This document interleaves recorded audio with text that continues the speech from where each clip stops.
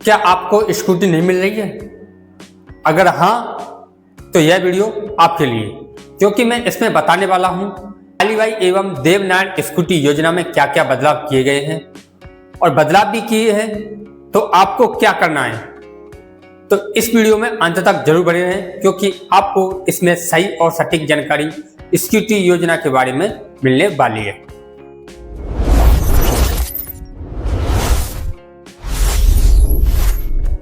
तो सबसे पहले स्वागत है आपका पवन डिजिटल इंडिया पर। मेरा नाम नरेश तोड़ावत है। मैं लगभग 10 सालों से ई मित्र एंड ऑनलाइन सेवा दे रहा हूं। जैसा कि दैनिक भास्कर या फिर अखबारों में प्रकाशन जारी किया गया है कि अब स्कूटी के नियमों में बदलाव कर दिया गया है, तो सबसे पहले मैं बताने वाला हूं कि स्कूटी में जो नियमों में बदलाव किया है वो यह किया है कि पहले जो आपको स्कूटी दी जाती थी, अब वो स्कूटी देना सरकार ने बिल्कुल बंद कर दिया है, क्योंकि अब सरकार स्कूटी की जगह आपको डीबीटी के माध्यम से सीधा पैसा आपके खाते में ट्रांसफर कर दिया जाएगा। अब आप सोचोगे कि डीबीटी क्या है, तो डीबीटी एक ऐसा डायरेक्ट बेनिफिट ट्रांसफर है, क्योंकि इसमें आपके बैंक अकाउंट में आधार कार्ड लिंक होता है और आधार कार्ड के माध्यम से आपका पैसा आपके खाते में तुरंत आ जाता है। अगर आपका भी बैंक अकाउंट में आधार कार्ड लिंक नहीं है तो सबसे पहले आप अपने बैंक अकाउंट में आधार कार्ड लिंक जरूर कराएं। अब मैं बताने वाला हूं कि सरकार ने यह फैसला क्यों लिया है। तो सरकार ने यह फैसला लेने का मुख्य कारण यह कि है क्योंकि जो पहले स्कूटी दी जाती थी उसमें काफी टाइम लगता था, तो स्टूडेंटों को काफी समस्या का सामना करना पड़ता था। साथ ही सरकार को भी बहुत सारी मुश्किलें उठानी पड़ती थी, तब जाकर के आपके लिए एक स्कूटी मिलती थी, क्योंकि इसमें बहुत सारी समस्याएं जैसे स्कूटी का स्टोरेज करना, उनकी साफ सफाई करना, उनका रख रखाव करना, स्कूटी एजेंसियों से संपर्क बनाए रखना, तो ऐसे बहुत सारे नियम है जिससे आपको स्कूटी मिलने में बहुत ही समस्या आती थी। अब मैं बताता हूं कि अखबार की कटिंग में आपके लिए क्या क्या बताया गया है। सामने एक अखबार की कटिंग दिख रही होगी जिसमें लिखा हुआ है स्कूटी योजना में बड़ा बदलाव, अब लाभार्थी के खाते में सीधे आएगी राशि।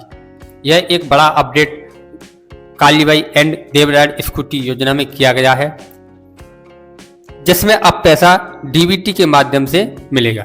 डीबीटी जो मैंने पहले बताया था डायरेक्ट बेनिफिट ट्रांसफर, यानी आपके बैंक अकाउंट में आधार कार्ड का लिंक होना जरूरी है, तभी आपको डीबीटी का फायदा मिलेगा। तो इसमें लिखा है कि कालीबाई भील मेधावी छात्रा स्कूटी योजना एवं देवनारायण छात्रा स्कूटी वितरण 24-25 में बड़ा बदलाव किया गया है।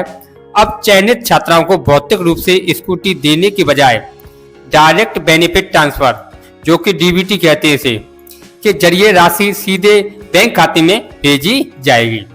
स्कूटी की आपूर्ति में देरी, पंजीकरण की लंबी प्रक्रिया, भंडारण जैसी व्यवहारिक दिक्कतों को देखते हुए यह निर्णय लिया गया है। जैसा कि मैंने पहले बताया कि इसमें जो लंबी प्रक्रिया चलने वाली समस्या को खत्म करने के लिए इसमें बदलाव किया गया है। वित्त विभाग ने इस प्रक्रिया की मंजूरी दे दी है। राज्य सरकार द्वारा 26 मई 2025 को जारी स्थानीय वरीयता सूची में चयनित 25,977 छात्राओं को पात्रता की जांच नियमानुसार की जा रही है।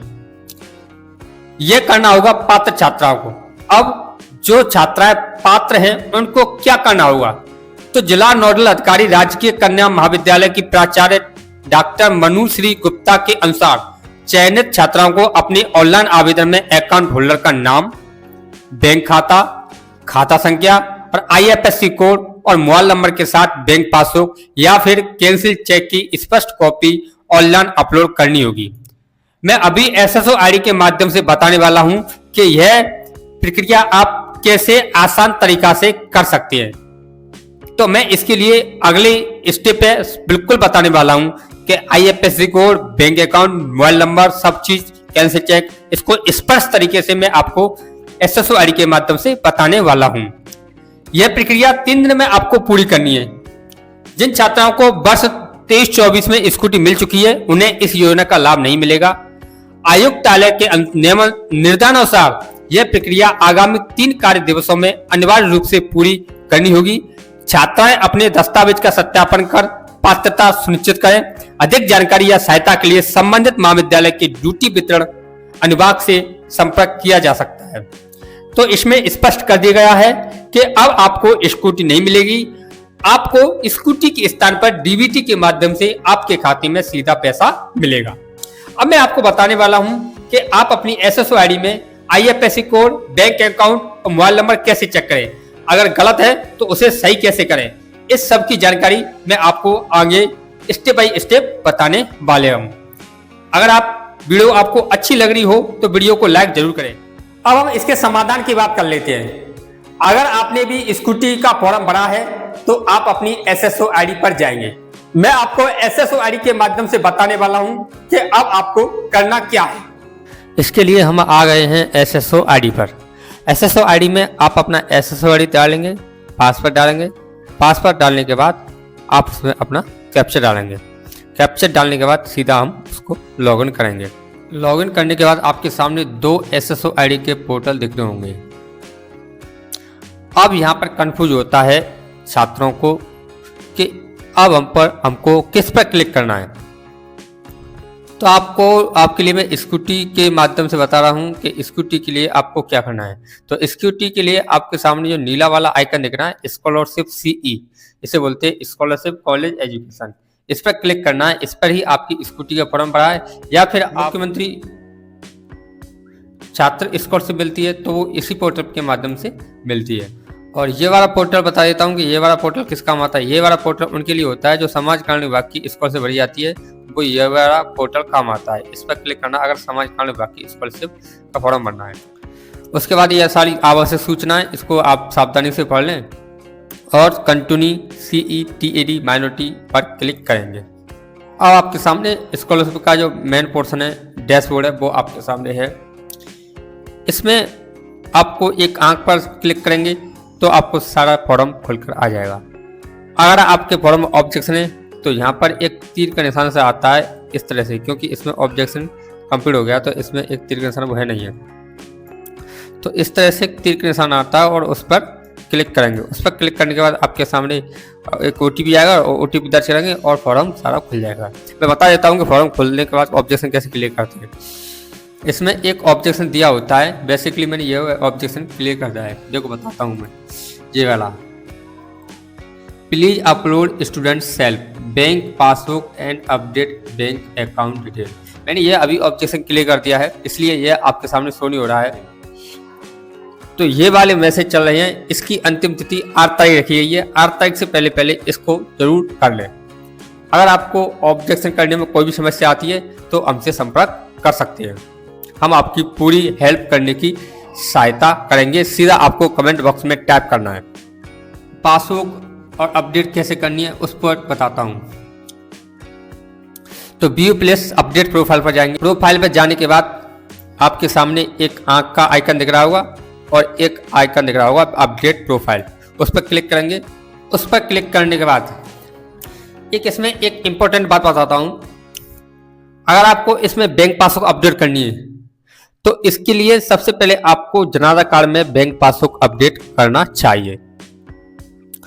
अगर आपके जनादा कार्ड में जो बैंक अपडेट है वही बैंक इस फॉर्म में ऑटोमेटिकली शो हो जाएगी।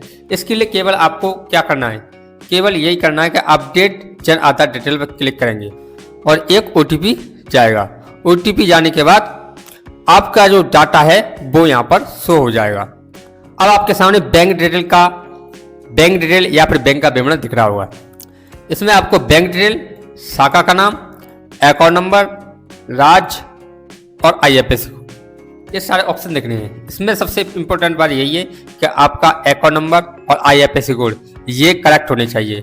अगर इनमें छोटी सी भी गलती है, एक अक्षर की भी गलती है, तो यह एक फॉर्म आपका रिजेक्ट है, किसी काम का फॉर्म नहीं है, क्योंकि पैसा ही नहीं आएगा आपके खाते में, तो फिर फॉर्म भरने का फायदा ही क्या है। दूसरी बात, अगर आपके बैंक अकाउंट में आधार का लिंक है, DBT है, तभी पेमेंट आएगा। DBT नहीं है तो पेमेंट रुक जाएगा। तो इसके लिए आप अपनी बैंक में जाएं, सर्च करें कि हमारे खाते में आधार का लिंक है या फिर DBT इनेबल है, तभी पेमेंट आपके खाते में आएगा। तो आप इस वीडियो को जरूर लाइक करें तथा चैनल को सब्सक्राइब करें। आने वाली वीडियो देखने के लिए बेल आइकन दबाना ना भूलें। धन्यवाद।